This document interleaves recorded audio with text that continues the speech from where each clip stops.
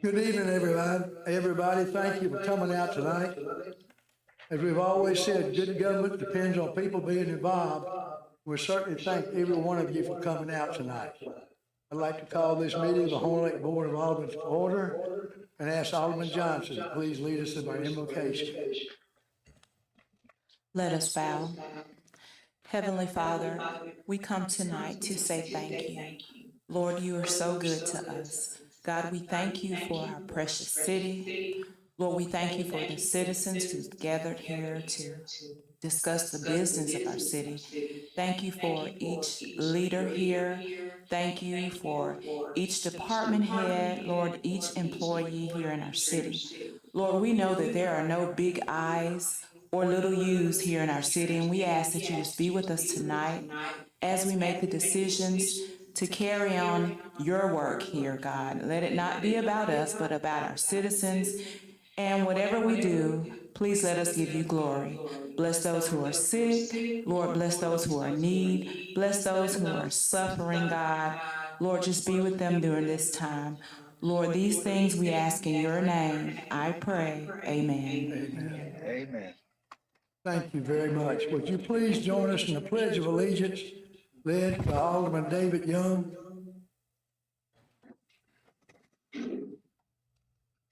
pledge allegiance to the flag of the United States of America and to the republic for which it stands, one nation, under God, indivisible, with liberty and justice for all.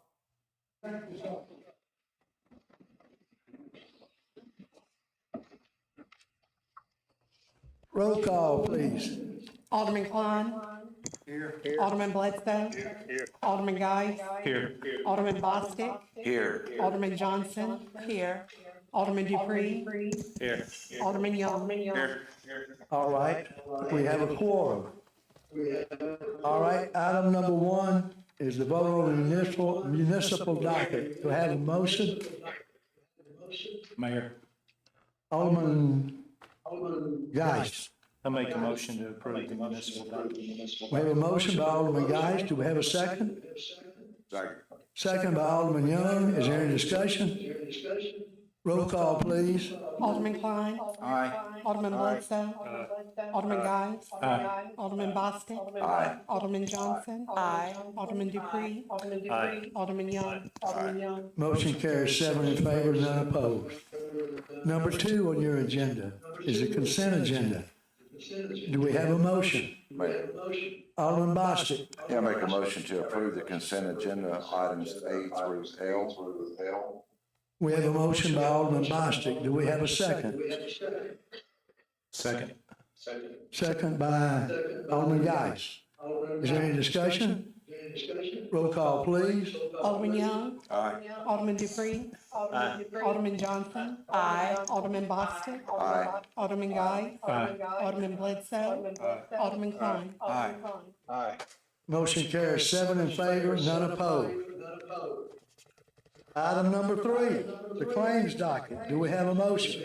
Mayor, Alderman Geis. I make a motion to approve the claims docket, general fund, $257,962.04. Bond funded cap project expense, $31,908.55. The economic development fund, $3,227.90. The utility fund, $72,811.50, for a total docket of $366,009.99. We have a motion. Do we have a second? I'll second. Second by Alderman Johnson. Any discussion? Roll call, please. Alderman Klein. Aye. Alderman Bledsoe. Alderman Guy. Alderman Bostic. Aye. Alderman Johnson. Aye. Alderman Dupree.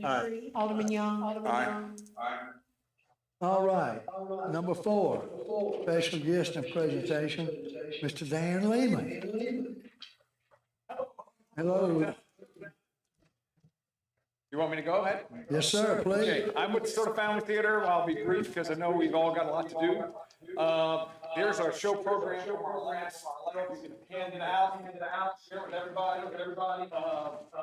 We would continue to ask for your support to do community theater. As you know, the Landers Center itself is going to be torn down at the end of the year, so we have one more show there, The Sound of Music. Afterwards, we are going to be doing more dinner community theater in each of the venues where we have support. So we're going to find a place in Horn Lake to put on shows. We're going to find... I'm sorry. Did you say the Landers Center is going to be? The auditorium at the Landers Center is going to be replaced by Convention and Visitors Bureau Convention Hall. Yes. So our place where we do our main stage shows, at the end of this year, we are no longer allowed to reserve that or use that at this point in time. We don't know what's going to happen exactly when, but that space will be going away. With that in mind, we have been venturing into new ways to do theater. We are working with the Gin in Nesbitt to do a dinner theater. Rodgers and Hammerstein's music is going to be sung, and we're having John Wood's First Choice Catering cater us a meal for the people for 4 nights. We have a dinner theater going on. We're going to do that in each of the communities to help raise community theater awareness, do different shows, different formats.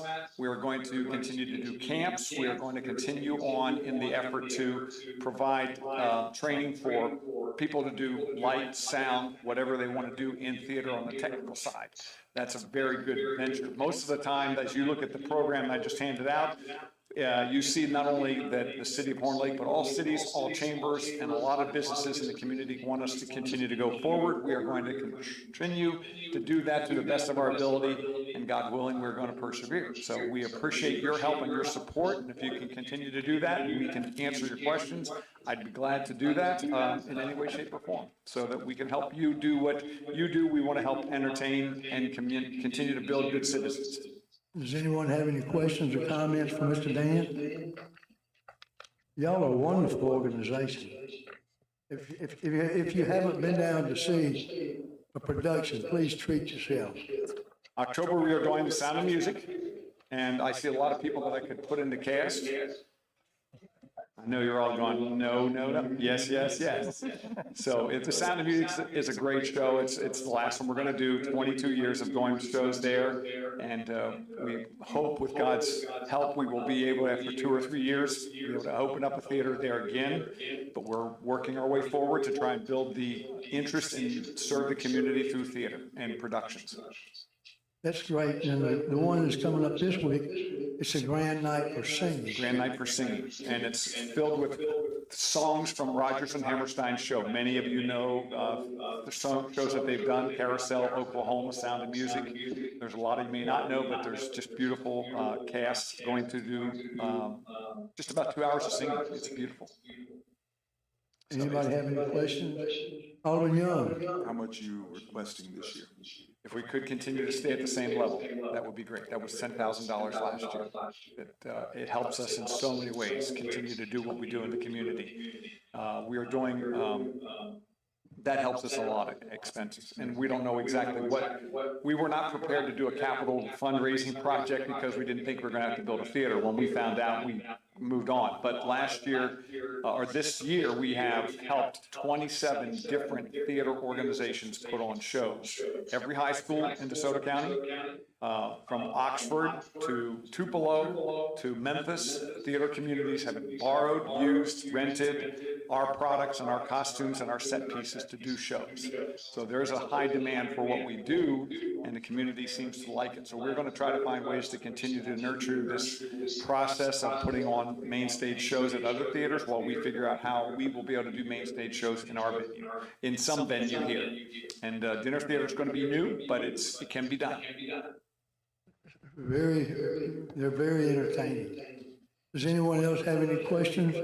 Alderman Klein. Do you have any idea where you could have your dinner show at Horn Lake? So the idea has been up there. There are hotels that have open space. we can do one there. We can do something in the park, like Dickens on the Square in Hernando. We're going to try to do something outside. We're looking for venues that hold 70 to 100 people at least, so we can put on a dinner theater format show. Believe it or not, I've done 5 shows at Horn Lake High School. As my child grew up and my daughter grew up, we've had actually our horses on stage at Horn Lake High School doing Oklahoma. So we will use that space. We've rehearsed there many times. So we're working with the school systems to try and facilitate going into the schools, possibly doing a show, and that will help that school continue to see and thrive through theater as productions, because not every school has a great theater production team, and we try to help that. So that is a place we will go back to, and we do want to do something here locally to support local business and interest. Thank you, sir. Anyone else have any questions or comments? Alderman Johnson. Can you tell us a little more about the benefits of students being able to be in theater and some of the results that you've seen so far? I'd be glad to.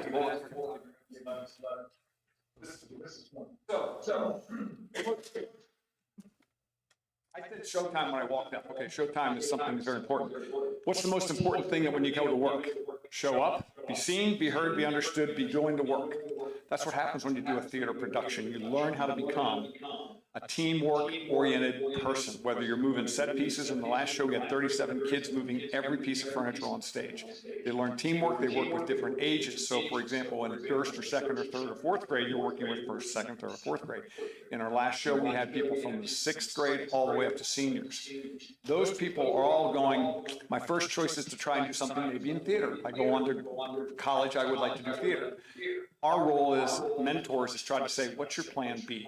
Plan B, for example, has been our one sound guy is now down at Mississippi State. He's an ROTC and National Guard. He's going on to become a good soldier and a good citizen. So we try to help people find their way into where their roles are. Most young people, like I grew up on a dairy farm in Pennsylvania, believe it or not, and I came down here and what I found out was my dad said, the apple doesn't fall far from the tree, so I want to give you as big a tree as possible. So he helped me, encourage me to go out and do sports and do other things, which he said, go out and do that, be influenced by people, see what they're doing, see how they do it. We try to do that same thing at theater. We try to help people see that you can go work at FedEx in the community, you can be a policeman, you can be a fireman. These are roles that you can play, and everyone that we help, we try to help them guide into their next step. You be a nurse, be a doctor. We have quite a few people in the medical profession going forward. So those roles we're trying to mentor them into and say, you might want to consider this. Here's a person you can talk to that's done that. We try to help them become courageous in going out and being bold to go into the process of go meet somebody, talk to them, and see how they do what they do. And that is a big step. A lot of young people are tied to their phones. When we went to the beach, we would talk to other people. Kids go to the beach now, they got their phone in front of their face. We tell them, you've got to put the phone down when you come to the theater. You got to meet your other people. You got to find out who they are, what they are, and learn about their families, because we do shows with families where the parents are there helping the young people, and then you meet people, and you're brave enough after that to go out and be seen, be heard, be understood, go to work for somebody, show up, and do a job. And that's what we do, whether it be song, choreography, working behind the scenes. Anyone else?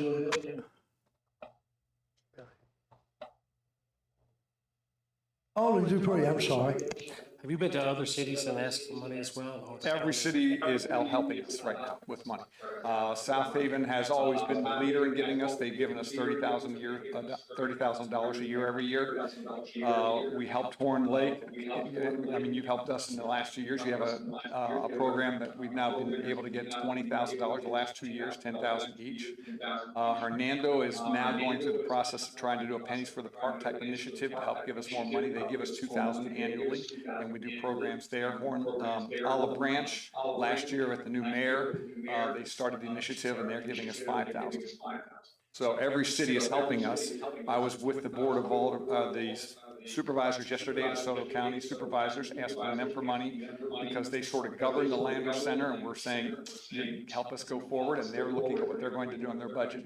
So we try to help every city and every community that we're going to be doing theaters, but yes, we are standing in front of them. When I leave this meeting, I'll be going to Olive Branch and doing the same thing again, helping them understand we're going forward. We are helping not only us personally as a theater organization, but every theater group that wants to perform. We're trying to help family entertainment continue to go forward in a way that we think is a good thing for the community. So Hernando is 2,000, Olive Branch Is 5, 5,000.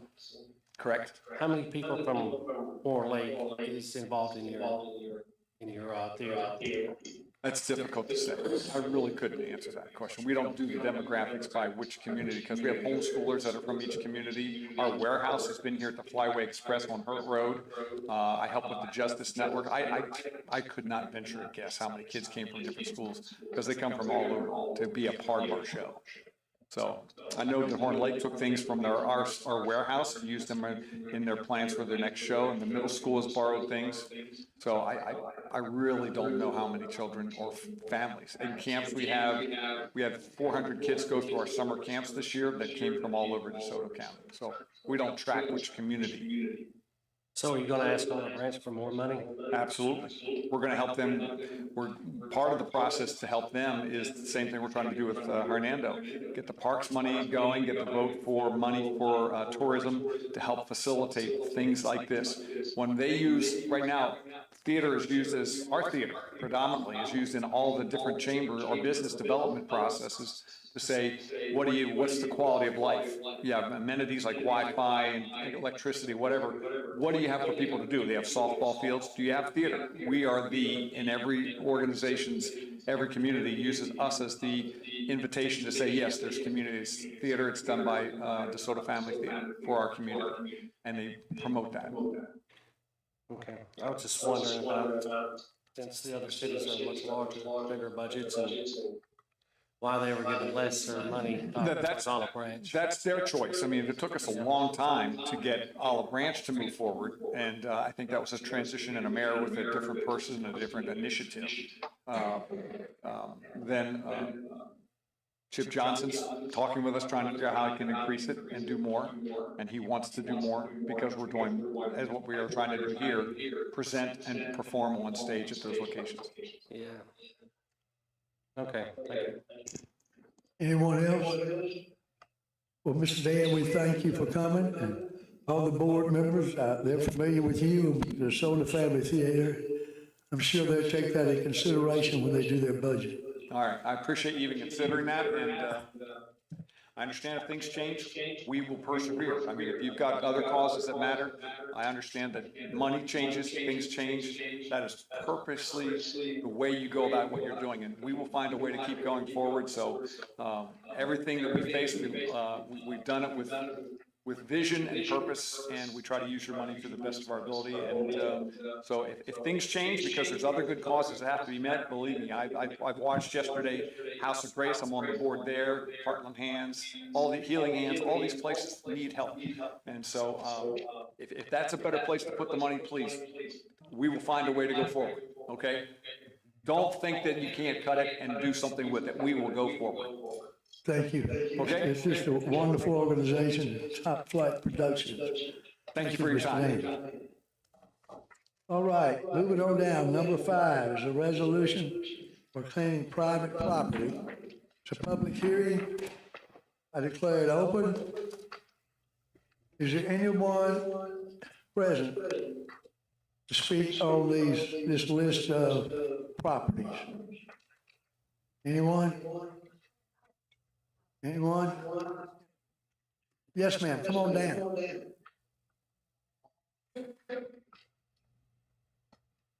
When you get here, ma'am, would you give your name and address to Miss Julie over there? Okay. I don't know, I assume it's on the list, it was posted out there, with 6565 Ridgewood, I believe. They don't speak very, fluent English, and they have been approached by a buyer, I suppose we'll call them, about purchasing their property, and has not followed through. They didn't do, I mean, just, you know, they believe on good faith, and they have not followed through with that. So we have sent in and want to purchase their property, and I realize that it's on the list. But, of course, we don't want to invest money into the property until we can actually close. And our attorney did not feel comfortable closing until next week, because that's when the time ran out on the initial contract. That this family had signed in good faith, thinking that, this person was doing what was good for them. And of course, if the city steps in and charges them for that, that'll be less money that, obviously, that they can keep for the family. Apparently there was an insurance issue they weren't able to bill, so that's kind of what's going on. But we would like, we are pursuing that. It's gone to our attorney for the contract and earnest money. It's on track to schedule next week to close, unless something else comes up. But we intend, we've already contracted the engineer to come out, and they assess the foundation. It's to be destroyed and removed. We will do all of that, but again, I'm not willing to step out until that's actually closed. So, I don't know if there's any way to postpone that one until like the next meeting, or if there's something I can do in the interim, to delay that a little bit. I would be glad to do whatever I can. So what you're asking the board, or informing the board, is that hopefully you will be a new property owner and you're gonna clean it up? Yes, sir. We, as I stated, the engineer's already come out and assessed the foundation, and according to him, that it's no good based on the fire and whatever that's happened there. And so we will need to completely clear the lot and rebuild. That would be our intention. Anybody have any questions, comments? Alderman Johnson? Good evening. Now, the thought that initially came to my mind when you began to speak, I'm wondering if you're able to speak on the behalf of those people who own that property. That's my concern, the legalities with it. I understand, and I hope they would be here tonight, but again, the English communication barrier has been difficult. The last time we met at the South Haven Library, and that's when they initially brought the contract that they had originally signed. So I don't know, I just don't want them to lose more money. Yes, ma'am. And so, if we can postpone that until we can get in there and close it next week and clean it up, then this won't even be an issue. Okay. Now, who are you? You say we, but you didn't give us your name, and we don't exactly. Well, I don't know. No, that's who you are. I mean, this is my first time. And who you represent. Yeah. Yes, ma'am. My name is Abby Rodman, and my husband is from South Haven here. But we have purchased rental property since 2004, April, before we were married, and purchased a little last week ago. We've never built a home, and so that was the goal. And we've been in search of a property. I've spoken with several other people about different vacant lots that we've come across, but none of them have been anything that has resulted in an opportunity. So this time it worked, but now it's already on the list. We were just a little late to the party. Thank you. Thank you. Anybody else have any questions? All right, Chief. Yes, sir, Mr. Mayor. I believe Mr. Henry's spoken with you regarding that property, and I'm familiar with the situation. There is an extreme language barrier there. I've only been able to speak with a brother-in-law. It's horrible. To me, it's either going to be, that's the whole purpose. We've given them multiple times to try to close on the property. It's never come through. So if Ms. Rodman, is that correct, and her husband are willing to do this, the property wouldn't be destroyed within 2 weeks anyhow. We'd have to get the facilities people, whether it's the city, hire somebody to come and do that. So if you don't mind, I'll get your number afterwards and make sure that process happens. Go ahead and mow grass and do the kind of provisional things. I just didn't want to invest. Obviously, we've already paid the engineer, but we didn't want to invest in trying to get equipment in there to tear down the remaining structure and the foundation. We're not going to close. I believe, if I'm not mistaken, the original contract that they have is the 8th. Is that correct? It doesn't look like that's going to go through. So if hers doesn't happen, we're no worse for the wear with it. We can move forward with the resolution and get that taken care of. Chief, are you asking the board to give her a couple of weeks? We can leave it on the resolution as far as I'm concerned, and that way, mean, I'll speak with her after and get her number. I'll give her a call tomorrow and we'll work on a time frame. The quicker the better. It's been going on almost 8 months. Yes, sir. Doing that, so I'll speak with her. We can leave it on. It doesn't mean we have to take action if indeed the property is demolished and comes to fruition. Doesn't mean we're not gonna have to go back to that property anymore. Thank you, Chief. Anybody have any questions? Okay.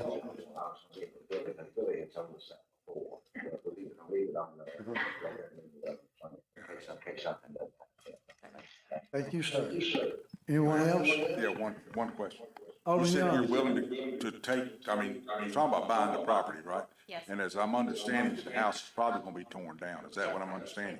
Are you willing to go ahead and get the grass, get the stuff cut down that we're discussing tonight? Are you willing to do that? Yes, sir. Well, it was my understanding, via kind of some indirect with Mr. Henry that it had to be the actual structure, that they want the whole house, they want everything down.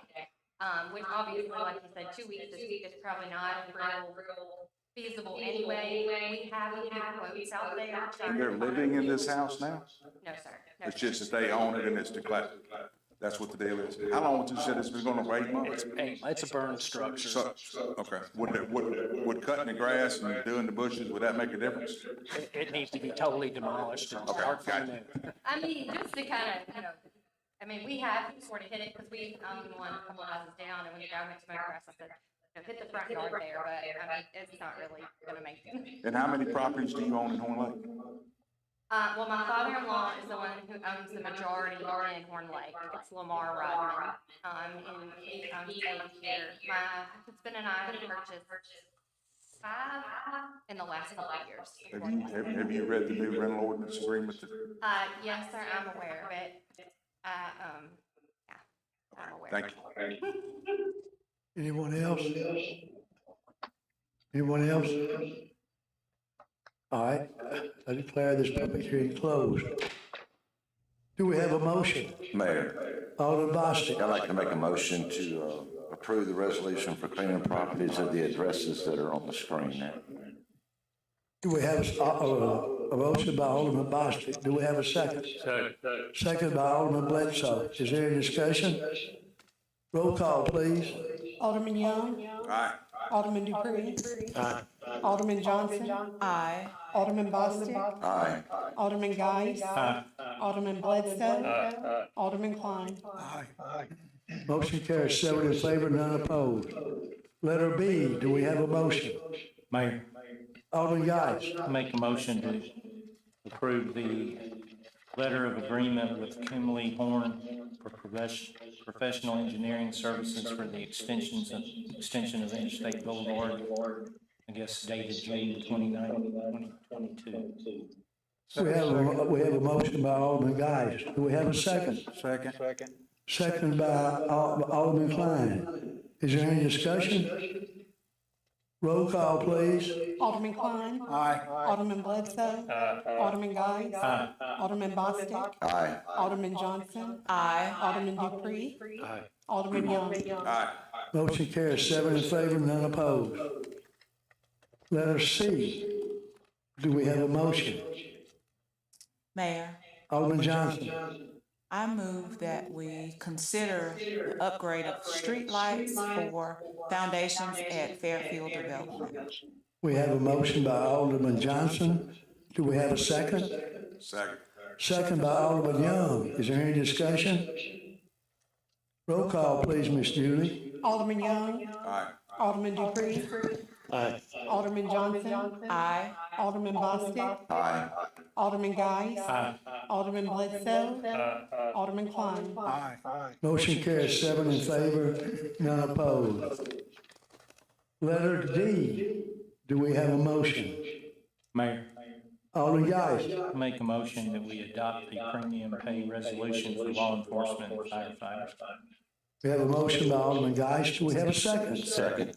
Second by Alderman Young. Is there any discussion? Mayor, Sir. on this resolution, how much will the state be providing to each officer? $1,000. I was noticing some other cities that changed up how they paying it, so I was just curious. Well, I think somebody did give some extra, but I know the thing we got was each one will be paid $1,000 extra, you know, to show their appreciation for the work they did. Yes, sir, that's a one-time payment. I think so. Didn't you, Miss Julie? One-time payment. Thank you. Thank you. Yes. Mayor, Alderman Young. need to make sure we understand that's not coming out of our budget. It'll be reimbursed by the state. 100%. Any more discussion? Roll call, please. Alderman Klein. Aye. Alderman Bledsoe. Alderman Guys.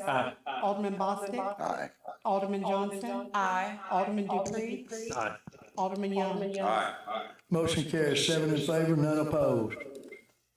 Letter E, do we have a motion? Mayor, Alderman Bostic. I'd like to make a motion to request the approval bid from Riverside Traffic System Incorporated for the street striping of Nell Road, the stretch between Horn Lake Road to Two Lane Road, in the amount of $12,720. We have a motion by Alderman Bostic. We have a second by Alderman Bledsoe. Is there any discussion? Mayor, Alderman Young. Mr. Box, is that $12,000, is that the lowest bid of three?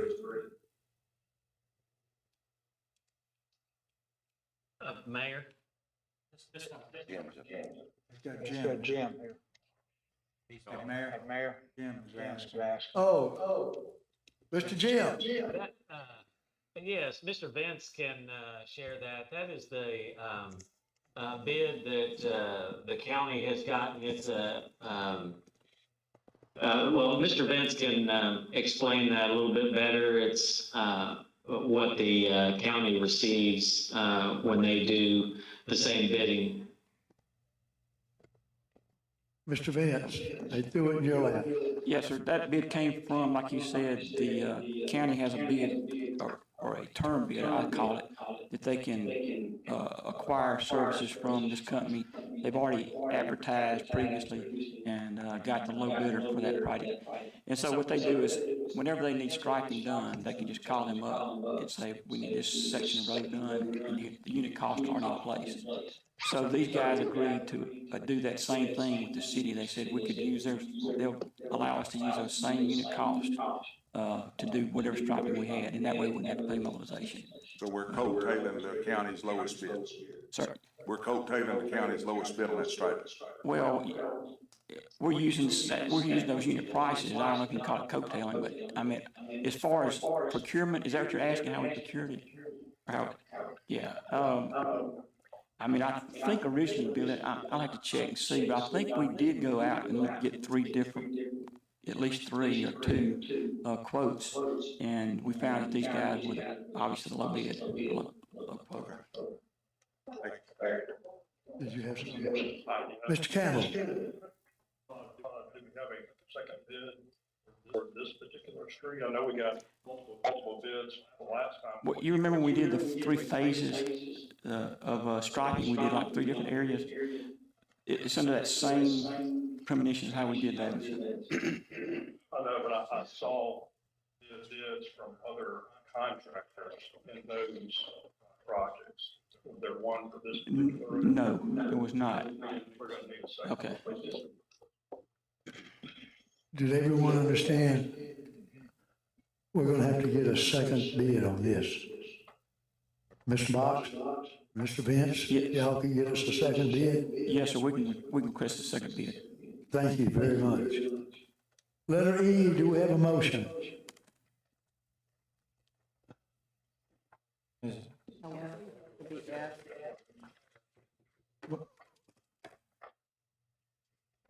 We're gonna skip. Okay. All right, oh, you're right. Letter F, do we have a motion? Mayor? Alderman Guys. I make a motion to declare .11 acres more or less being a portion of Lot 110 Wellington Square East, Section B, as surplus property no longer needed for municipal or related government purposes, and pursuant to Mississippi Code annotated 21-17-1, to accept the bid from and to approve the sale of such property to Patricia Jennings or her assigns for $250, being the highest bid received. We have a motion by Alderman Guys. Do we have a second? Second. Second by Alderman Klein. Is there any discussion? What this is a little narrow strip of land between two houses. And this lady's been cutting it for years. And you can see it's just a little over 1/10 of an acre. And she wanted to buy it. So we advertised it in the paper a couple of times. And this was the bid we got. Any discussion? Roll call, please. Alderman Klein. Aye. Alderman Bledsoe. Alderman Guy. Alderman Bostic. Alderman Johnson. Aye. Alderman Dupree. Aye. Alderman Young. Aye. Motion carries 7 in favor, none opposed. All right, letter G, discussing the 2023 budget. Does anyone have any questions?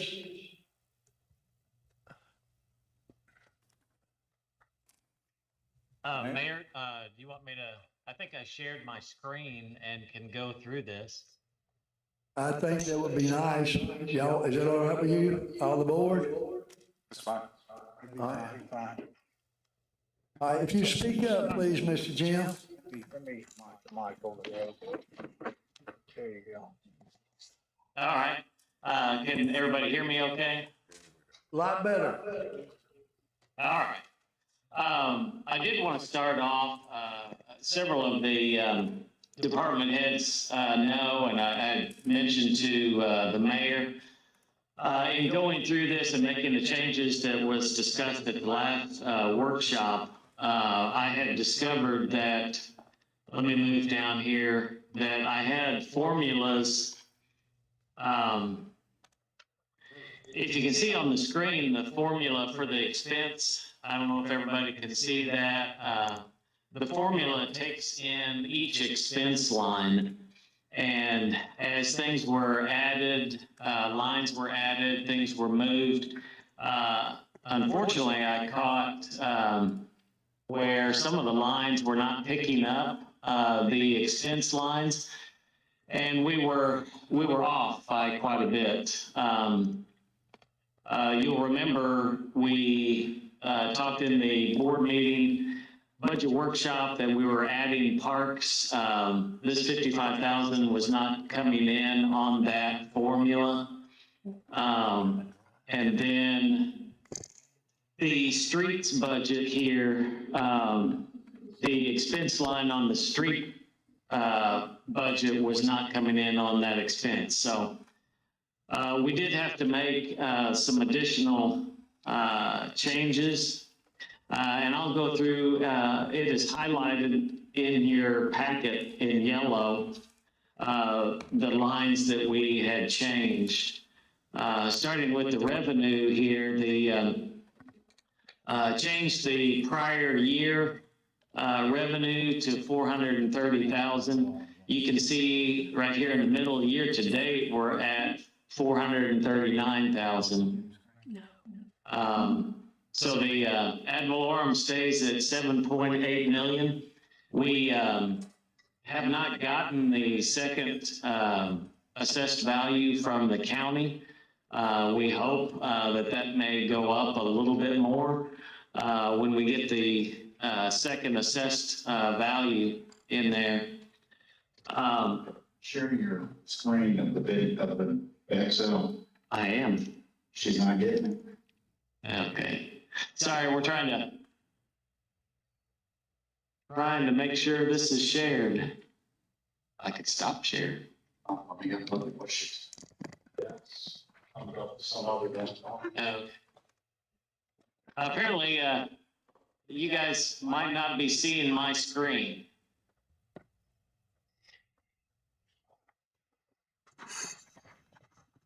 Alderman Klein, Alderman Bledsoe, Alderman Geis, Bostic, y'all want to pull your chairs back so you see better? Because I know y'all have to turn your necks all the way around. I'm looking at it. Okay.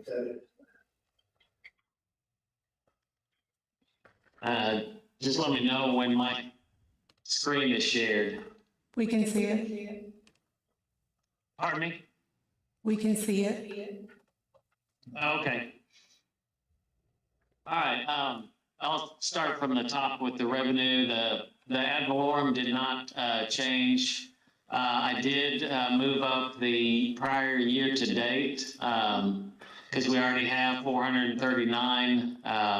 We may reach that same mark depending on if taxes are paid. The sales tax, and looking at that, we should finish this year with another $1 million coming in before the year is over. So we should finish at 7.2. Just with the economy, I've got that at 7.3. We talked about the rental home fees. It was set at 200,000, bumped that up to 234. Because the formulas were not picking up, we had to come up with a little over $1 million was not coming in on that formula. So I bumped up the court fines in hopes, since we went with a collection agency that last year we budgeted 560. We'll budget 600,000 in hopes that the collection comes in. The fire rebate funds right there went up to 164. We got word from the state that our funds would go up to 164, so I bumped that up. The fire grant revenue, this is, we've had this line in the past, added that back in. Miss AJ went down, she had applied for a Homeland Security grant of 20,000, and that's where she was today in Tupelo at that grant process. So we're hopeful that we will get that 20,000. The next yellow, the gas tax revenue, was bumped up to 29,000. We're almost at 27 right now. The recreational programs, Drew's doing an outstanding job. Right now they've already have 93,000. So we moved that up, and now with him and Leslie working hard, and we hope that that would be up to 98,000. Parks tournaments, if you're comparing the last budget, that actually went down. We put 70,000 in there. That is what the gentleman that we were in talks with originally said we could potentially make. Since those talks fell through, we bumped that down to 50,000. Moving on down, the miscellaneous revenue, I bumped that up some because we're at about 63,000 there. The unassigned general fund balance, we talked about that last time. This past year, we budgeted 870,000 in there. That is actually surplus from the prior year. We were trying to get away from looking at our surplus, and we would prefer our surplus going into the rainy day fund and building that up. I originally had 0 there. We ended up going to pretty close to 700,000. This year, I was telling the mayor today, we will probably end with a surplus quite higher than that to be utilized if need be. The special assessment, I went ahead and put that back at 30,000, and surplus property. So far this year, we are just shy of 390,000 that we had brought in. I know we're gonna probably close within the next month or so with Mr. Ron Patel, and hopefully that might go into this next year, but we bumped that up to 120,000. So the new revenue amount is $24,770 and $200. Didn't know if any questions on the revenue side.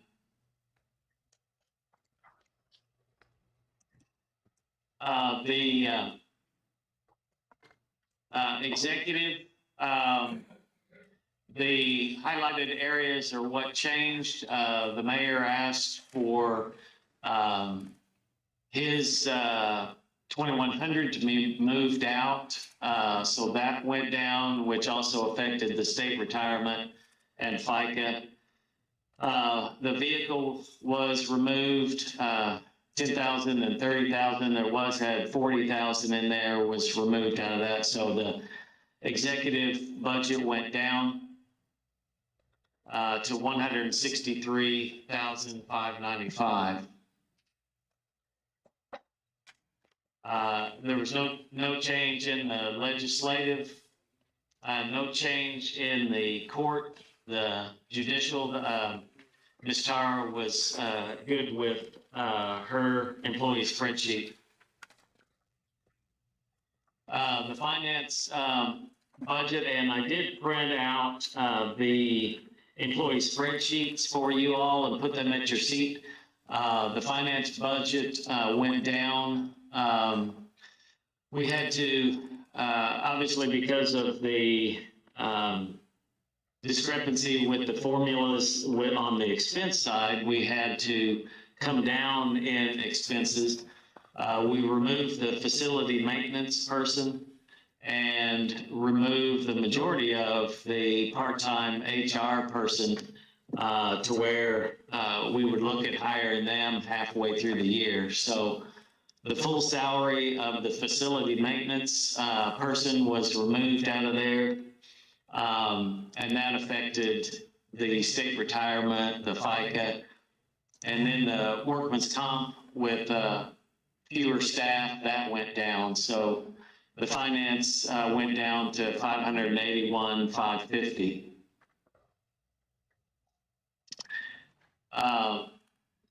The planning department went down substantially also.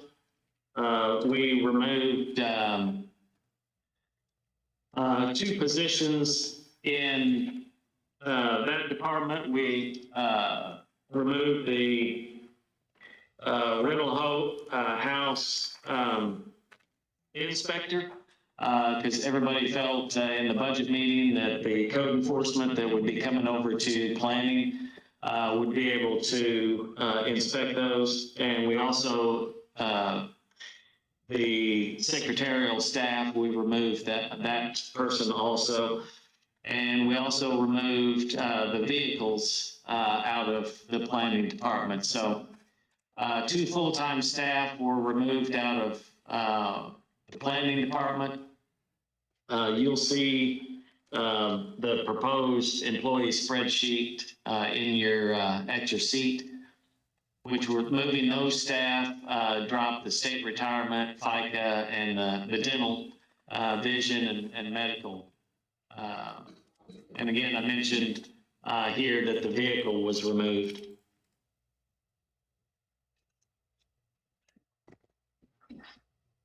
The police department, this is reflecting the spreadsheet that is in front of you. The salaries in the police department went up. Chief Rowell was able to bump up his P1, P2, P3, and P4 substantially more per your request in the discussion of the budget workshop that we had. So that did increase that amount, and I had notified Chief Rowell that I did bump up the dispatch department from what he sent me, because theirs did not calculate out to 2,100, so we bumped them up a little bit more, so they were at the 2,100. With that going up, it increased the the state retirement and the FICA. Chief did adjust his longevity, with Officer Burks, retiring, and, as some retire that have been here for a long time, that longevity that they have accumulated over the years, drops off. So that dropped quite a bit, to 63,600. Also in the police department, the vehicles were removed, as similar to the other departments, as well as in the fire department also, but the vehicles were removed out of there.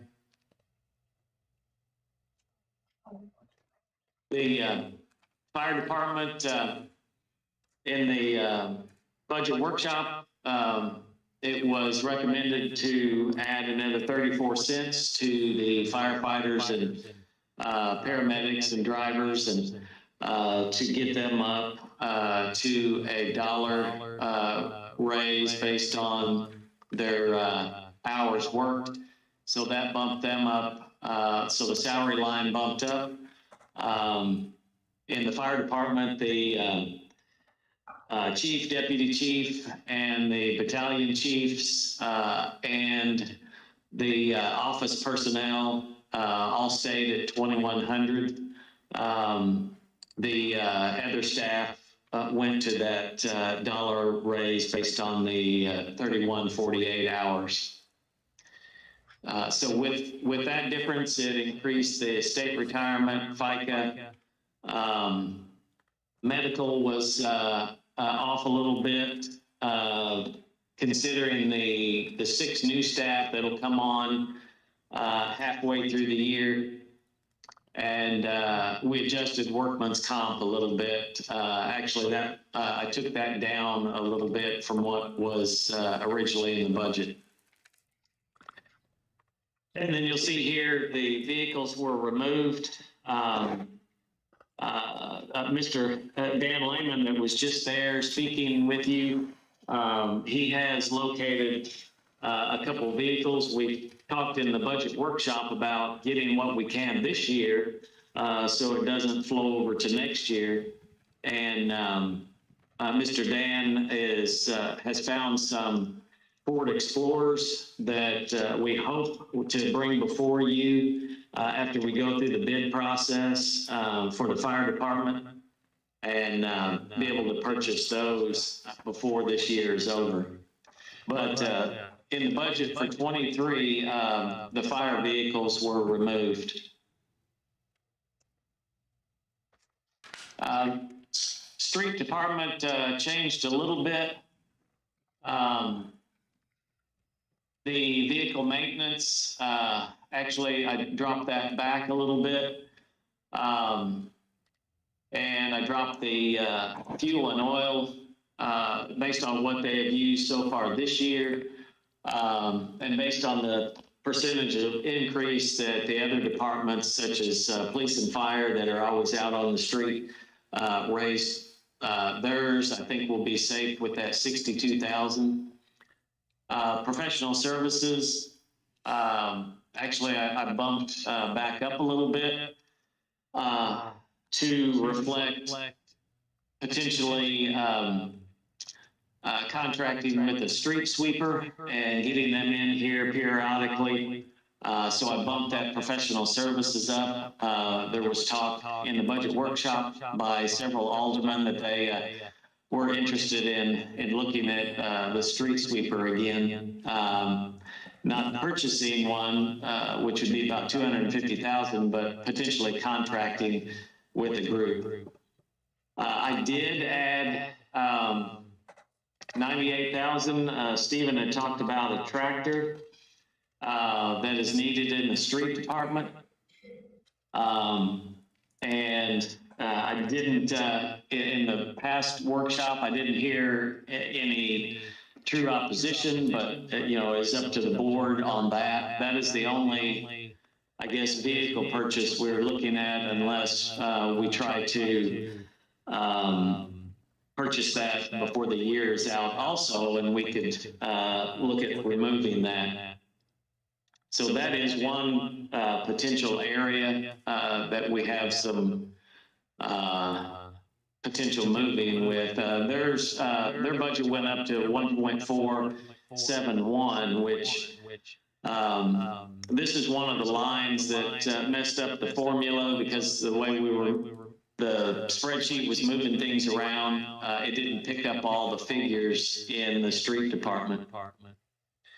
Animal control, the only thing that changed there is the vehicle was removed out of animal control. Parks department, the salary and wages went up. And you'll see the vehicle was removed. The discussion was, Drew was good with not the 40,000, moving the 40,000 from the vehicle up to an additional parks laborer. So that bumped his up to 425,170, which also affected state retirement and FICA. And then we added the tournament back. These were all zeros during the first budget workshop. And we talked about getting it close to 55,000 instead of going back to the 85,000. So the tournament budget comes to 55,835.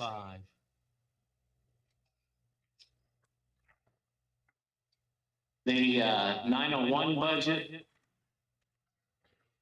really the only things that changed and highlighted was the machinery and equipment, which is some of the things that Mr. Daniel is looking at that we truly need upgrades in. That dropped $10,000. We're trying to get some things in this year that we can pull out of that number with some of the funds that we have this year, purchasing those now. And then the 344,000 that was in the animal shelter and the city renovation is removed. You'll see it zeroed out here.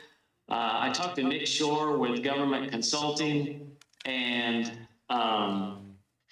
he thinks that he can still get the get a bond initiated for this next year, and we start the process if the board chooses to move forward with a new animal shelter and renovating City Hall. We can get a bond initiated and not start the payments until 2024. So the first payment, we would receive the money in 23, but not pay the first payment until 24. So that figure was taken out. That was close to 350,000. So you'll see right now, revenue is 24,770,200, and the expense is 24,770,200 for the operating fund. The other items, library fund did not change. It's still looking at 1 mil would generate 218,000, and their expense line would be 218.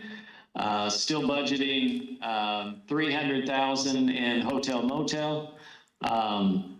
We potentially could have that a higher figure. As you can see, we've already brought in hotel motel 324,320, and with other potential hotels to be built, that figure would just continue to go up as occupancy fills up.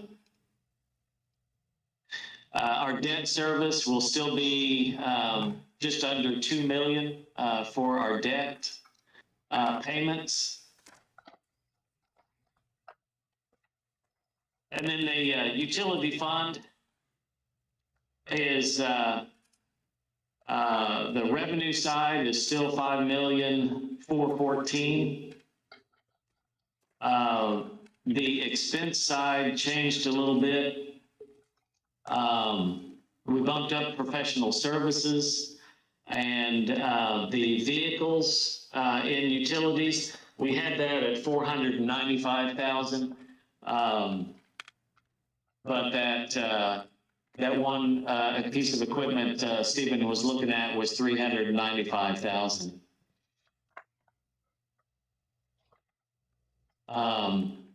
The only thing this is not picking up for Stephen at this point is the knuckle boom. And then we bumped up lift station rebuild projects up to 180,000, which brings the utility expenses to 5,414,000. So it's as of right now, it's a balanced department also. That is the budget, and I can go back up to the top. Hopefully my screen is moving at the same speed as yours. That is all, Mayor. All right, let me just get all this paper back together.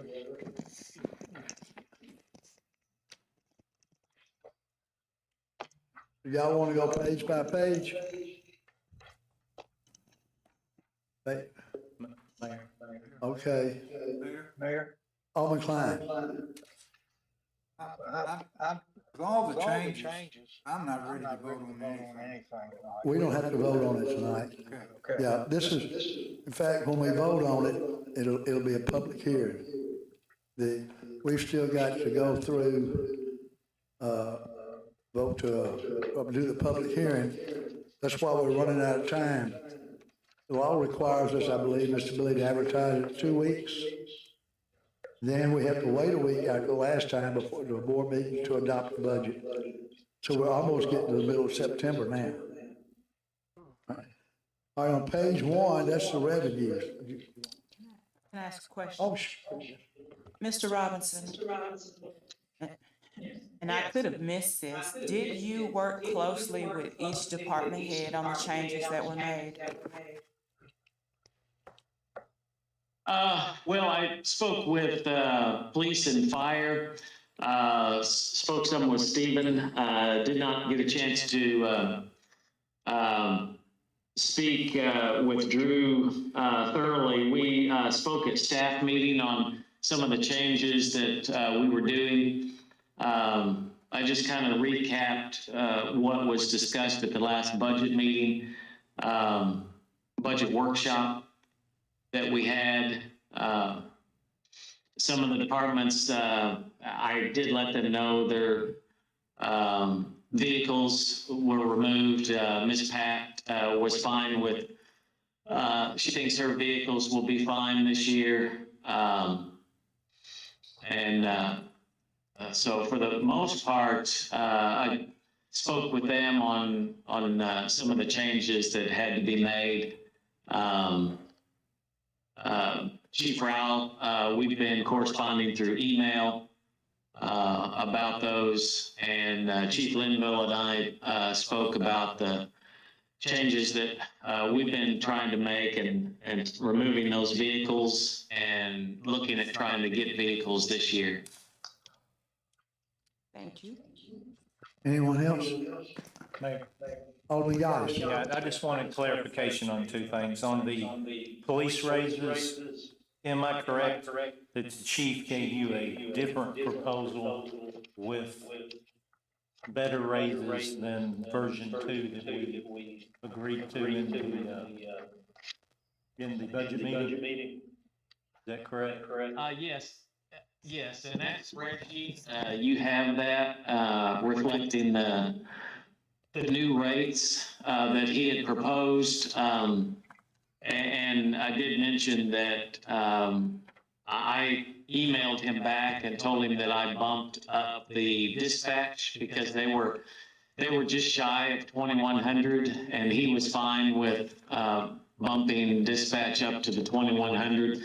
But yes, he did come back with a different proposal from that version 2, which bumped up the P1 through P4 more as requested, from what I heard in the budget workshop. Okay. So I guess I have a question for Chief Brown.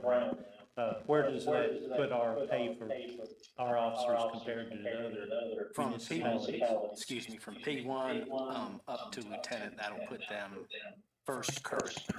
Okay, so currently, if we approve this, it'll be the highest pay. Correct.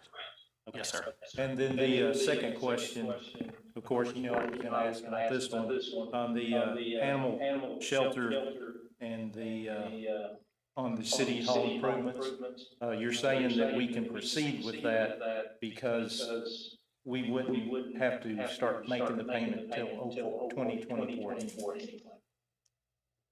Yes, Nick Shore with Government Consulting Group. We've talked several times, and he can work out the timing to where we can initiate a bond or execute a bond and receive that money in 23, but not pay the first payment until 24, early of 24. Okay. Thank you. Yes, sir. And I will mention that I think if I remember right, the P1, P2, P3, and P4 are now all ranked first for Horn Lake. Yeah, yes. That's correct. It'll put us 1 cent above the highest currently for those positions up to the rank of captain. But Alderman Bledsoe. Does that still include your ambulance? If you don't get it this year, you got a budget for next year, is it paid for, or I'm asking Chief Lemon? The ambulance that we ordered should be in, they're still saying in August. We're supposed to get that this month. This is August. This is August. I said we're supposed to get it this month or September, but the ambulance, we still fit, we got a VIN number, Ford, I mean, it's kind of coming along. The other 2 vehicles we ordered, they've been cut. They're not going to produce. So that's where we had talked with Mr. Dan over about some cars that he had, a couple Explorers that we may look at this year, since we have the money in the budget this year to go ahead and make that purchase. But it will be on a reverse bid process we'll have to go through because it won't be on state contract. But if your ambulance doesn't come in, are you going to have to budget for it for next year? Well, he's going to pay for it this year. Okay, I just don't want you to show up. No, yeah, we're trying to get that in before this year's budget ends. I feel like we can get an invoice and all that to get it in before the end of September. Okay, well, I ordered 2 stoves and they're supposed to be in February, and they told me it'd probably be December now before I get my stuff. Well, That's the way things it's the same thing on the vehicles too. You can't get a vehicle hardly anywhere. If you wanted to order it, you gotta find it on the lot. A lot of people are just having to find it on the lot, do a reverse bid and see what they can come up with on purchasing. But same thing that we're having, other cities are having the same issue. I believe these 2 that we're looking at, I think Holly Springs getting 6 of them, so we were gonna try to get 2 of them. They already been delivered or coming into town. They're not police package or nothing, they're just Ford Explorer. Alderman Young. Mr. Jim, can you hear me? Yes, sir. Going back to the police budget, in our workshop that we had last week, I believe, just to refresh the board's memory, we discussed the surplus that the police department is going to have this year, that we're going to move that forward to allow the pay raises that we felt was necessary for the police department to effectively recruit and maintain P1, P2, P3, and P4. Is that correct? Yes, there was talk about the surplus, and I don't know if my screen is still shared. Yes, sir. If it is, that 698,000, that unassigned general fund balance, that is surplus rolling forward from this year into next year. Correct. So we got that handled, and thank God we're getting our police officers, our boots on the ground where they need to be. The question I have is that we're giving the fire department executive branch division a $2,100 raise. Why are we not maintaining that same effort with the police department? Where did all this extra money come into play? Because I was under the assumption that they would be buying additional equipment with whatever was left over after P1, P2, P3, and P4, not bumping up the brass rates. That's what I was under. Where did this new budget with these lieutenants and above, I mean, this is quite aggressive above what we looked at during our exchange in our class. It's quite excessive.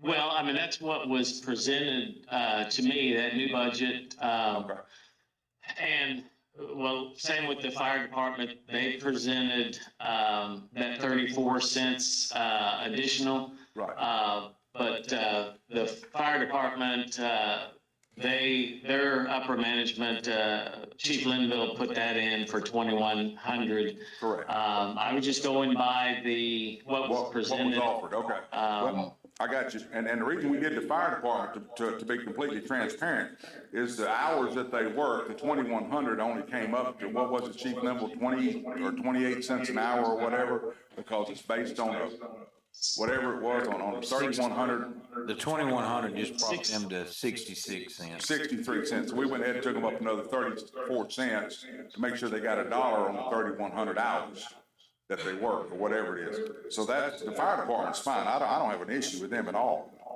The issue I got, and I hate to do it with Chief Brown sitting here, but the $2,100, I think for the brass is more than applicable. Our issue is hiring quality officers with a pay raise or a pay grade where they feel like they need to work in Horn Lake instead of somewhere else. So that's just my comments, that we might need to sharpen our pencil a bit in that area. Anything else? Anybody? Alderman Dupree. This is actually for the chief. You got P3, you got two of them down here on P3 that make it P4 money per hour. Is there certain reasons for that, or is what's going on with that? What are you referring to? If you're on this page here, if you go down where it says P4 or police 4, then it goes down to police 3.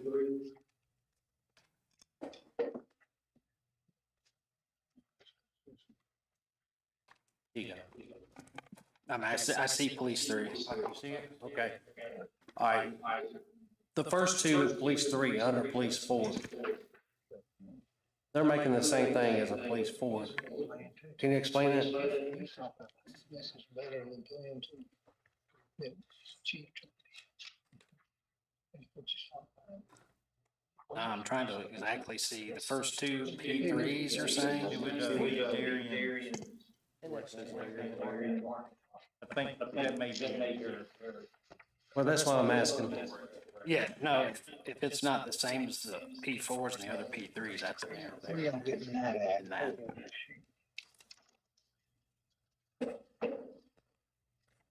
So that means the number's gonna be different at the end of the day. I believe it affected, yes, sir. Mr. Jim, did you check into that?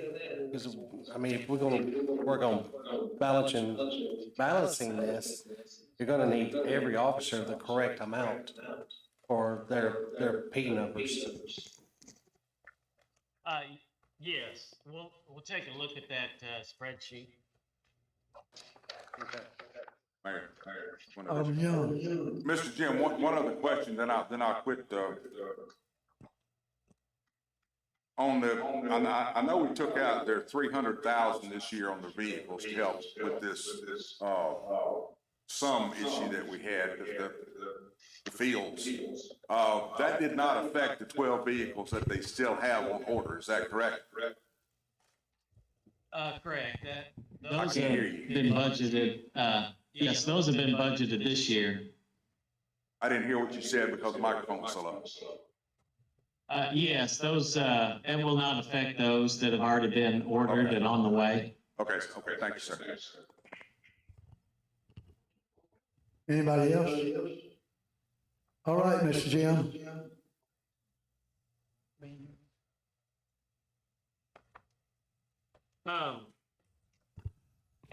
Yes, we can, look at, some of these other, issues and that spreadsheet. If we need to make any other adjustments, I can, send that out. But Mr. Billy and I were kind of looking at the schedule and, you know, once, everybody feels comfortable with this, I would have to work up the advertisement, to advertise for the public hearing, which, we have to advertise for 2 weeks, before we have the public hearing. And then we would go through the final numbers at that point. What's our last day, Mr. Billy? Well, we have to have the budget adopted by September 15th. What Jim and I talked about today was, two scenarios that he proposed was, one, we could potentially have a public hearing at a recess meeting on the 23rd of August. It was more than fine to do that. And then we would come back on the regular September 6th meeting and adopt our tax levy and our budget. Much like we did last year. Our schedule changes every year, so like, or we will have our public hearing at the regular September 6th meeting. But then we will have to come back and recess until the 13th to adopt the budget. So there will be a recess meeting at some point, to do something, whether it's a public hearing or adopt the budget, depending on how you guys and girls. Alderman Bledsoe. Jim, if we happen to find any extra money, we might need that knuckle boom because we have storms pretty regular and the people we hire out, they only have X number and we have a lot of complaints about stuff that storms leave behind and it takes us about 6 months to get the stuff up. And that might help if we come up with some money. And I'm for doing August, like Billy and them suggested. I like to get over, I like to have a little playtime there in the end. That's the consensus, and, we'll start our notice next week. So it'll publish on the 11th, on the 18th, for a public hearing on August 23rd, that's okay with everybody.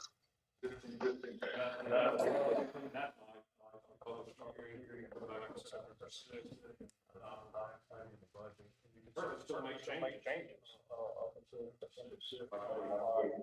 What you hear in the public hearing on the 23rd or anytime between now. Anyone else? Mayor, Alderman Johnson. will this proposed budget be uploaded to our website so that citizens will be able to access this information, even though it's not approved at this time?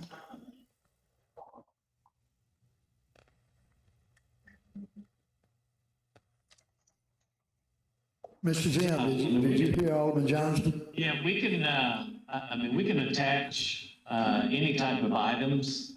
And when we do the, public hearing, that would be posted out there.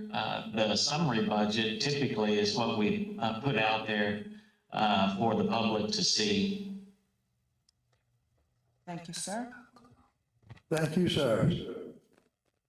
Anyone else? When we post it, we need to put out the proposed budget. That's what we need to put, make sure everybody understands that's the proposed. And if they want to come in and make comments, they would be, more than welcome. Mr. Jim, back to you, sir. Yes, sir. Anybody else have any questions or comments? Alderman Bledsoe. Billy, on that August 23rd, is there any way we can do it at 5 o'clock? Is that all right with everybody? You're not on at 5?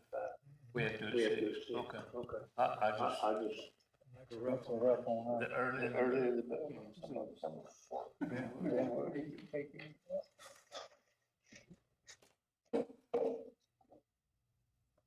Anything else? All right then. Moving on down. Number 6, citizens' remarks. I don't have any list. All right, 7, mayor, alderman correspondence. I want to thank everybody who worked on the night out and the neighborhood watch. It was really, really nice. Except it was really hot too. But it was a fantastic event, and I'd like to encourage everyone to please get involved in the neighborhood watch. And I want to thank each department for what they did out there and for their service all week and all year. All right. Alderman Young, you have anything, sir? Yes, sir, just real briefly, I just want to echo that. Chief Brown, Chief Linville, y'all's two departments absolutely excelled in everything they did to make this happen. Mr. Botts, your department as well, bringing out the extra equipment out there and having it all nice and large. I don't think that truck and stuff's ever looked that nice. That's beautiful. That thing looks brand new. And Mr. Drew, your people are being commended for the way that park looked and the way that they assisted and did everything. I've had so many comments about the positiveness that this is bringing to Horn Lake, and it's because of our department heads. Not because anybody's sitting up here, but because of our department heads and what y'all are doing to make the city work better. And I'd love to take all of you to Ruth Chris, but I don't make that kind of money. We'll let Chief Linville take us.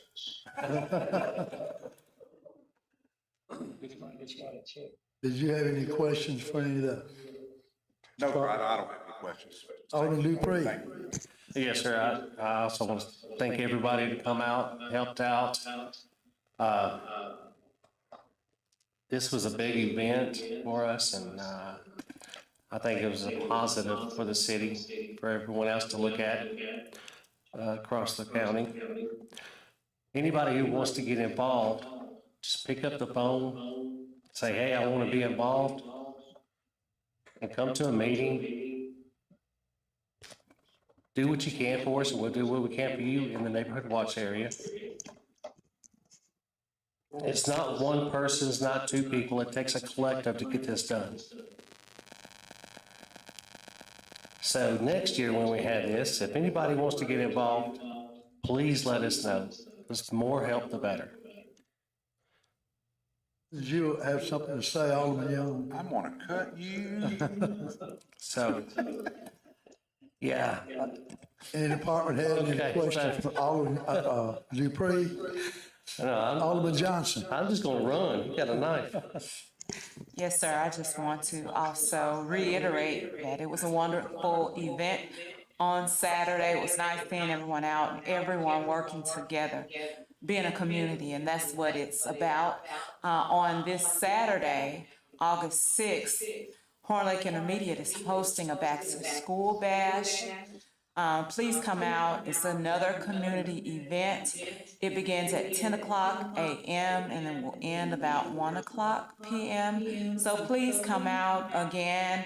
Horn Lake Intermediate, and I believe in general, the Horn Lake schools have grown. Our test scores have increased in a positive direction, and I believe it does come from being a community and everyone playing their part and being supportive. So we certainly appreciate it. Come on out on Saturday. We'll have activities for the children, free haircuts, different vendors will be out there again. Just another community event. Thank you for your support, and we look forward to seeing you this Saturday again. I'll be there. Thank you. First in line. Any department head have a question, a comment for Alderman Johnson? Alderman Bostic. Alderman Geis. No, sir. Alderman Bledsoe. Yes. I'd like to say the same as what they did. It was a good event out there, and the hot dogs were special, and Mother Nature thought we were getting too hot, so she made it rain and told us to go to the house. So, thank Mother Nature and, everybody else, and thank the police department, fire department, and all the department heads. And, it takes everybody, and especially thank our sponsors, because they helped make it look tremendous. It was first class event, and the two wives that worked themselves to death, I appreciate them too, and the city does. So we'll do it again next year, maybe a little bit cooler. Do any of your department heads have any questions or comments for Alderman Bostic, or Alderman Geis, or Alderman Bledsoe? Alderman Klein, you have anything, sir? No, I just want to ditto what everybody has said about the event. It was awesome. Anybody, any department head have any questions or comments Mayor. for Alderman Klein? Alderman Young? Alderman Klein, I just want to say you are a hot dog flipping son of a gun. That's some good hot dogs. They were. Boy, they were. I don't know where y'all get them. Mr. Q, go ahead. All right. Alderman Klein, you have anything, sir? No, sir. Alderman Bledsoe? We already did this, all right. Now let's go down through the department heads. Chief Brown, you have anything? I do not, Mayor. Mr. Box, you? I don't have anything other than just, I was thankful to be, I think AJ invited me to that event for us, and it was really good to have Public Works be able to go out there and represent. We don't normally do that, but it was enjoyable, and we would like to continue to do such things like that. So I appreciate anybody that helped us in that. Thank you, sir. Mayor. Alderman Bledsoe. Didn't you have something that you want to, about one of those, you know what I'm talking about? Yes, yeah, I'm glad you reminded me. Yeah, we do have a lift station right now that is over in Twin Lakes that we're running on a 4-inch bypass pump because of the pump that's in there is become of age to where it is just wore out and the controls are worn out. So I've gotten a bid to redo this lift station. It's like it'll probably be like somewhere in the total of $17,000 to redo the controls and put new pumps into the station. But I'm currently working on trying to get, we're not in a critical, anything critical or anything like that, because we do have a 4-inch pump out there on it. We did get some complaints from some neighbors with the pump that we had on it because it was sort of a louder pump, but I went and replaced that with a quiet pack pump that Xylem rents to us. So it's much quieter now out there as it comes on. So I'm working on a second quote to do that station. As soon as I come up with that number there, I will probably present that to see if we can go ahead and get that done. All right, sir. I noticed in your report you have a little trouble with the lift station on Mallard Creek pretty often. Yes, sir. Matter of fact, we just got a couple of calls on it here just a minute ago here, and so that's another one that we're currently having to. We don't have a temporary pump on it, but we're going to have to get out there. It's another one of those things where I got to get a vacuum truck out there. That's one of the things I was talking about. That was in the budget to get. I have to go through a contractor and I've had to go, our current contractor that we usually do that with, not having any luck getting them out, so I've gone to another one to get them to come out there and try to see if we can get these things pumped out, get them cleaned up so we can get them back up running properly. Thank you, sir. Chief Linville, you have anything? I just have one thing. If you do need a ride to Chris Ruth Steakhouse, I can drop you off at the door. I can't come pick you up, but I will drop you. Might be wanting me to pay the bill to pick you up. I'll just drop you off. The rating bureau is in town. They've been here all day today, and everything's going real good. We'll be working with the water department tomorrow. I don't see any problem as far as the city and the fire rating. We're currently a 4.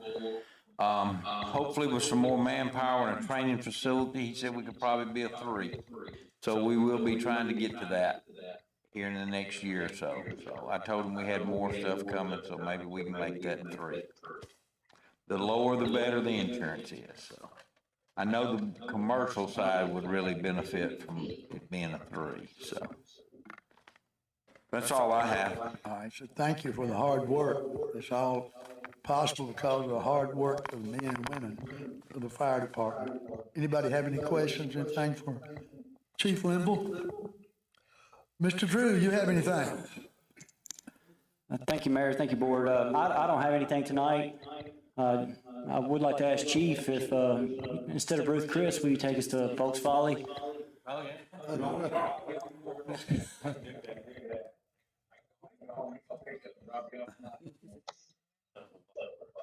Anybody have any questions or comments for Mr. Drew? Alderman Dupree. This is going back to Mr. Stevens. You were talking about the lift station on Jackson, correct? On Cameron, oh yeah. The lift station on Jackson, you fixed that one as well. She called me, wanted me to tell you, thank you for doing that. Because she was tired of having to go through all that mess. So I publicly want to say thank you. Mr. Vance, I believe you had some things to go over with the board.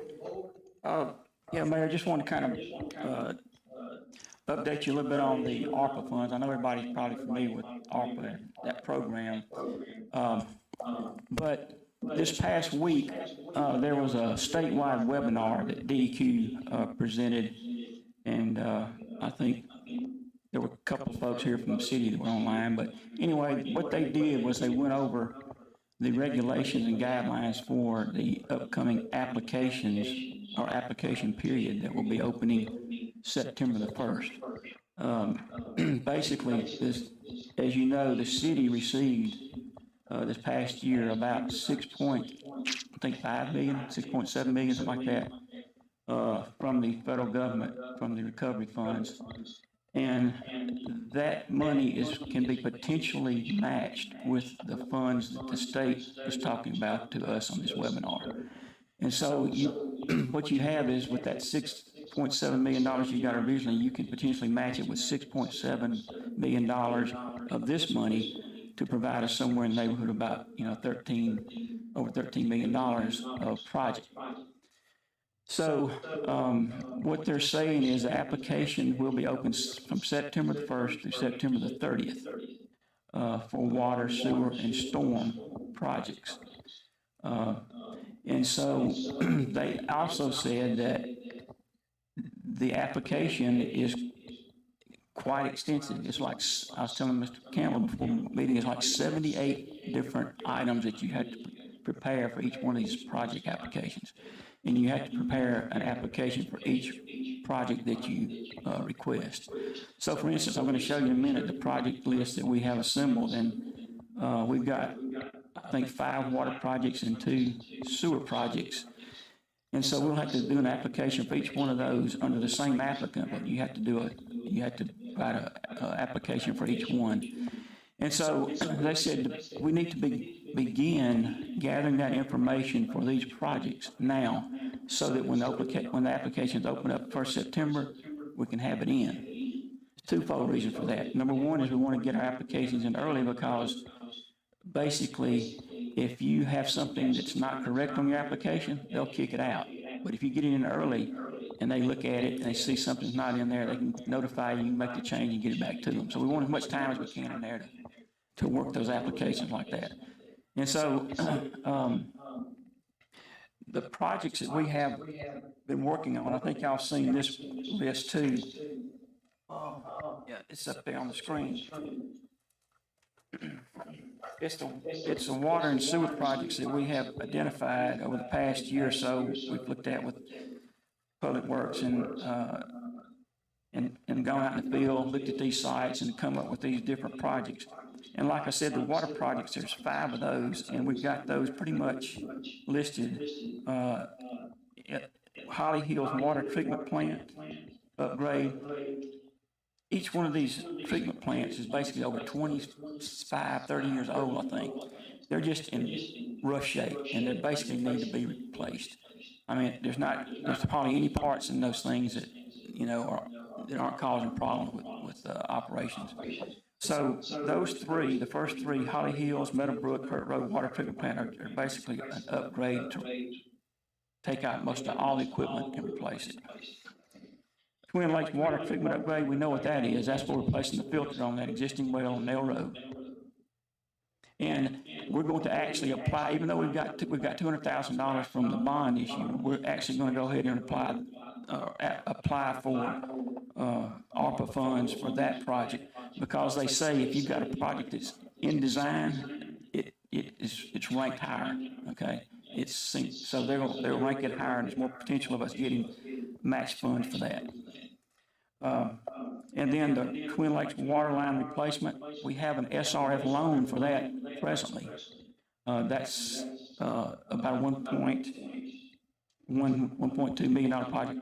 We're going to make application for it, and if we get it, then we won't have to use that SRF loan. So we're going to apply for all of these, and the reason being is because it's going to take all these projects to get us up to $12 million in total project cost. Those 5 water projects plus the 2 sewer projects we've got identified. The sewer projects are I&I removal and line rehab, pipeline rehab. So we'll develop a program to do I&I, determine where that's coming from, and then projects to remove that. Because as you well know, we're paying, what, $3.75 per 1,000 gallons. So it behooves us to get that I&I out of the system. And then the sanitary lift stations, we've got that identified with core funding. It's not going to be on ARPA. Anything in yellow up there is ARPA funding. But this particular one, the sanitary sewer lift stations, I know we just talked about the lift stations. They're in bad shape. And we're going to apply through the core for that, so it'll be separate. But then you got Rolling Green Extension. That's just an area where we don't have those houses. They are not attached to the city sewer. They have their own septic tanks. So those are the projects. And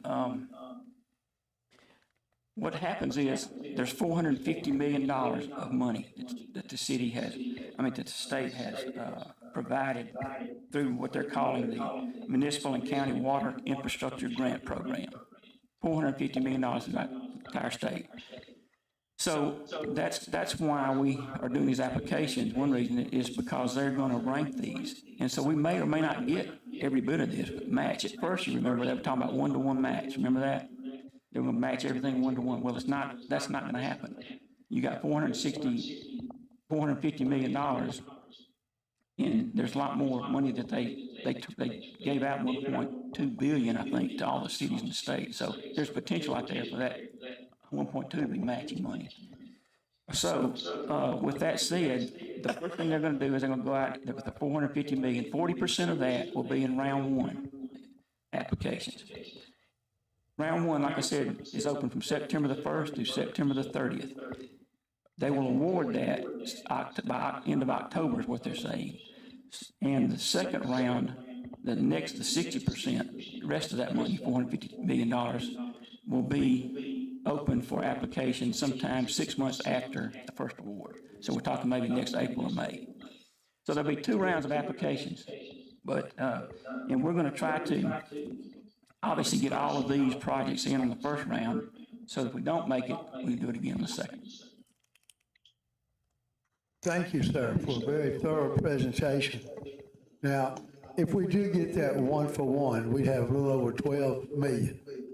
But we got to take 3 million out on the sewer. Okay, so that's one thing what we need to make sure, find out about is that, so that 3 million that you're taking, have you already taken that out, or is that going to be? No, sir. Okay. Mr. Jim, you got that sitting in a bank account, hadn't you? Yes. Okay.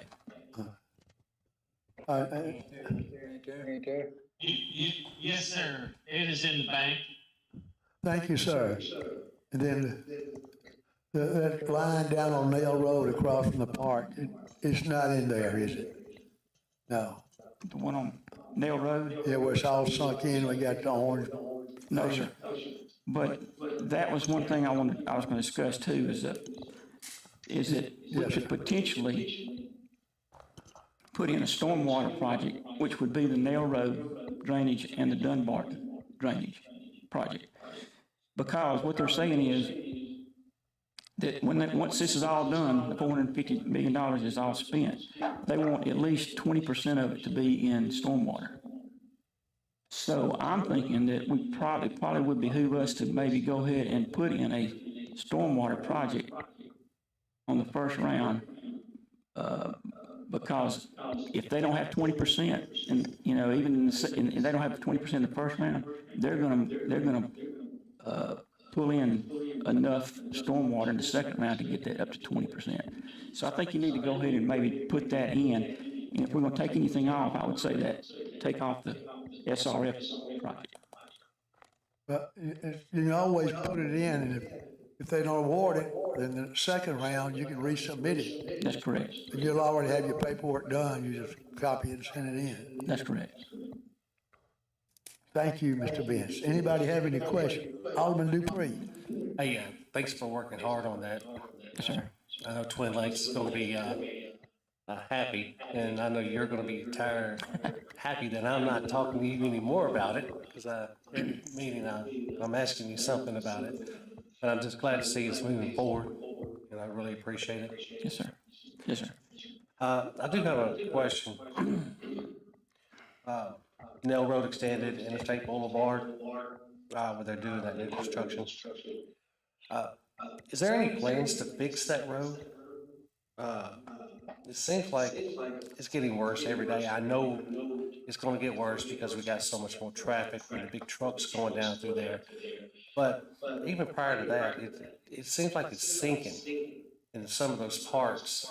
If you're going around the big corner, if you're headed east and you're heading north. Have y'all looked at any of that to see how we can fix some of that? Are you talking about near Scanell, Nail Road, near Highway 50? On Nail Road, across 51 down toward the new construction? Yes, sir, we have. We've talked to the contractor. We haven't accepted that yet. So we've been talking to the contractor and told him that there are some areas out there that are settling. It's like a washboard in some places, if you notice. But yeah, so we're talking to him about getting that repaired before we will accept it. Yeah, because it's just getting worse and worse. So I thought I'd ask about that. You have something? That's what I wanted to know. Yes, before you get to Core 5 and after you get to Core 5 by the bridge as well. Yeah, east of Highway 51 going east, and where it makes that big turn going back north. No, that road has had a settlement issue there for quite some time. And we have not, to repair that road, I don't know what that would take at this point without, doing some kind of study on it. But it's got some major settlement issues and some major base problems with it. So that, to the point where I don't think that, you could do any good unless you go out there and just pretty much reconstruct that area. Tear it out, regrade it, and, build it back up. So that may be something we can address in our street management program. And if it fits the budget and the constraints of what we have there, I think we can do that. I haven't looked at that particular area in our street management criteria, but I'll take a look at it and see what it shows there. Because it may be, on the schedule to have something done there, if it's in that bad a shape. All right, thank you. Yes, sir. And Mr. Mayor, Anyone else have any questions or comments? Mr. Mayor, I did have one thing on there, an ARPA follow-up there. We do need to have some board action here, I think. One thing that they're going to require for these applications is that we have adopt a resolution that authorizes submission to these applications and designate an authorized representative, which I would assume would be the mayor, to act on behalf of the applicant. So we need that resolution adopted to turn in with these applications. So I think we can probably do that tonight at the board meeting, along with, I guess, authorizing Neil Schaefer to proceed with these applications. Everyone comfortable with that? Alderman Geis. Mr. Mayor, I make a motion to allow Vince to proceed with submitting the applications and that the mayor be the designated representative. We have a motion by Alderman Geis and a second by Alderman Bledsoe. Is there any discussion? Roll call, please. Alderman Young. Aye. Alderman Dupree. Aye. Alderman Johnson. Aye. Alderman Bostic. Alderman Guy. Alderman Bledsoe. Alderman Klein. Aye. Motion carries, 7 in favor, none opposed. Mr. Chad, you have anything for the board, sir? Yes, good evening, Mr. Mayor and Alderman. Nothing for planning tonight. Anyone have any questions for Mr. Chad? All right. Have you heard anything about Whataburger? I know they were on the list to be seen or come before you. Yes, thank you, Alderman. Yeah, we have the plat. I believe the plat, it's already platted where they want to put it, but they want to combine 2 existing lots into one. So I believe that plat comes before you on the 16th of this month. And then the site plan design review, they have applied for that, and we're working on the review of that currently. We're hoping to put that on the September Planning Commission meeting. So if the plat gets approved by the board and then the site plan gets approved by the planning commission in September, then hopefully we could talk about perhaps construction later this year. Great, thank you. Alderman Young. Anyone else? Where are they talking about building? It would be directly, thank you. It would be directly west of the Walmart Supercenter. The tentative address would be 4300 Goodman Road West. Anyone else? Alderman Klein. That's what, next to Captain D's?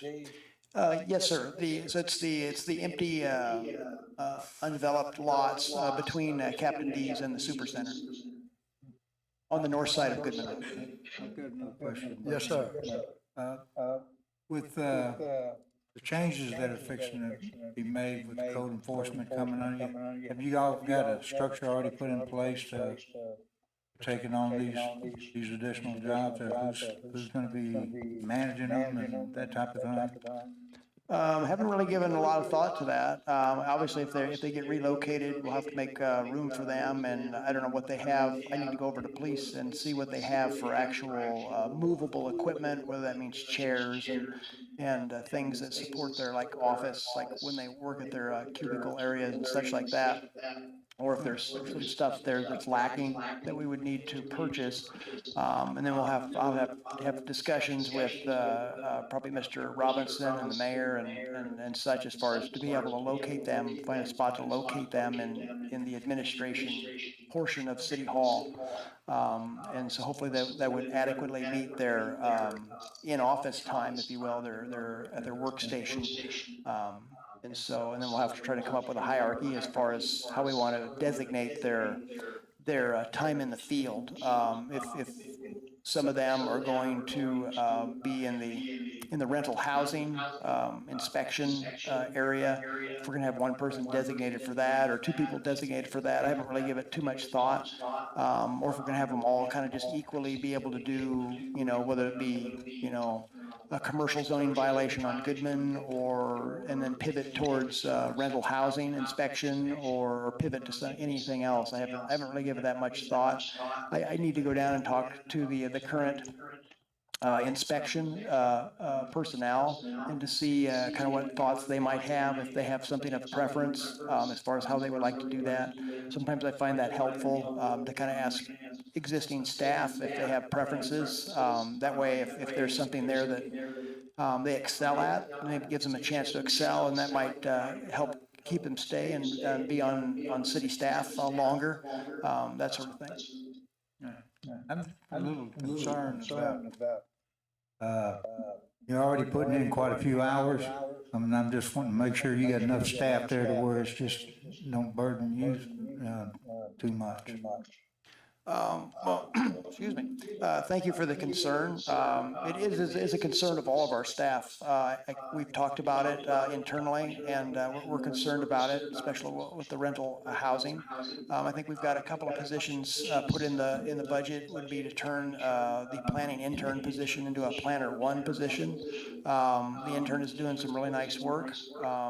It'll be nice if the existing intern actually ends up being the planner one, when he would conclude his studies at the University of Memphis, because then we could actually employ him full-time, as opposed to when his school starts here later this month, he'll be back down to probably 25 hours or so a week. I'm anticipating. And I think I put in there for a stormwater, like coordinator or administrator position, because we've heard from the Neil Schaefer folks that more regulations are coming from the federal level and the state level, and they're coming just to all the jurisdictions as far as regulating stormwater. And at least to me, it's of interest and it's very important, and I'm not giving it the time that it needs. It's just more like something I just do on the side when there's a fire, so to speak. And I've tried to been proactive with it as much as I can, but if we had a position there, I think that would be useful. I know with the Neil Schaefer folks, they do the stormwater management for those development sites that are 5 acres or larger, and we have our building inspector that does the stormwater inspections that are less than 5 acres, and that seems to be working fairly well, but we just have a lot of development going on, and I think we're going to have more coming online.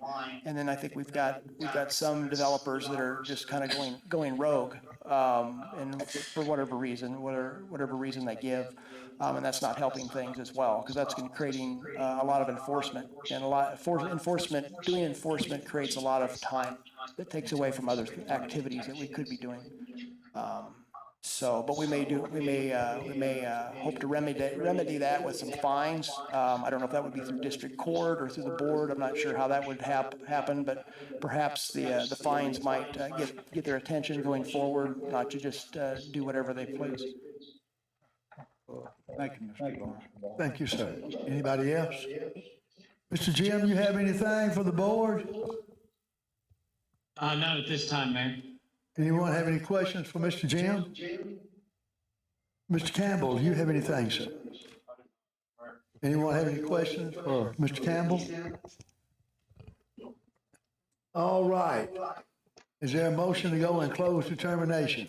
Mayor, Alderman Geis. make a motion to go into closed determination. We have a motion by Alderman Geis. Do we have a second? Second. Second by Alderman Young. Is there any discussion?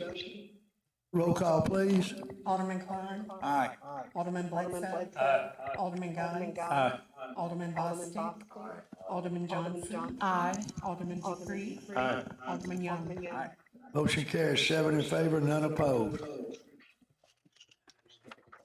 Mr. Billy, don't run off. I might get you to help me get it.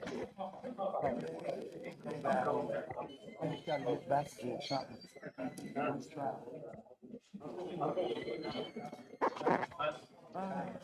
Yeah, that gets up at 4:30 in the morning.